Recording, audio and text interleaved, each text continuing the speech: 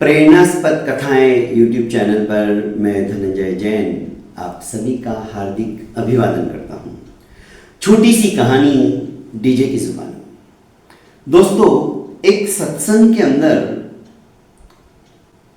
एक भटका हुआ युवक पहुंच गया और बड़े ध्यान से उनकी वाणी को श्रवण करने लगा, सुनने लगा। पहली बार सत्संग में आया था और सत्संग में उस दिन प्रवचन का विषय था जो जैसा कर्म करता है उसी के अनुसार उसको फल की प्राप्ति होती है। सत्संग समाप्त होने के पश्चात सभी लोग महात्मा के दर्शन कर अपने अपने स्थान पर जाने लगे तो यह युवक भी आया और कहने लगा कि गुरुदेव, एक बात मेरे समझ में नहीं आई।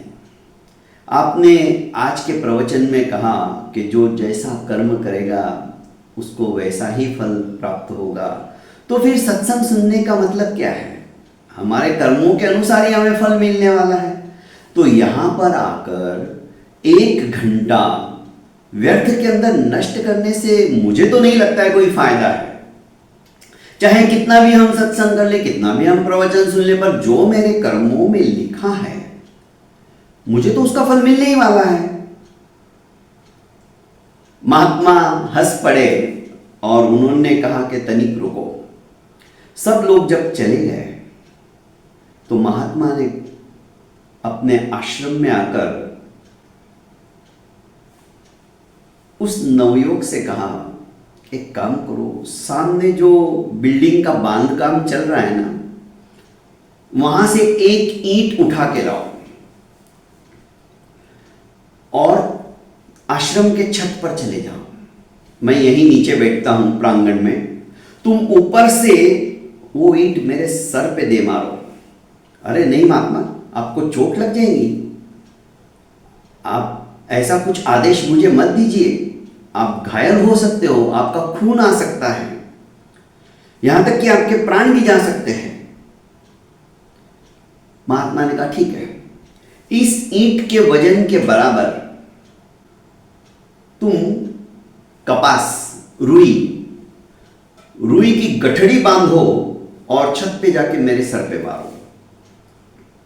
वजन तो उतना ही है, पर क्या ईंट के वजन में और रुई के मार के फेंकने के अंदर कुछ अंतर महसूस हो रहा है तुम्हें?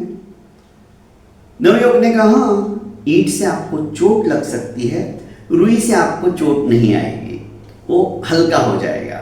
बस सत्संग हमारे कर्मों के फल को वजन उतना ही रखता है, फल मिलने ही वाला है, पर उस वजन को वो हल्का कर देता है। मतलब भक्त उस वजन को, उस दुख को, उस दर्द को सहन करने की क्षमता रखने वाला बन जाए।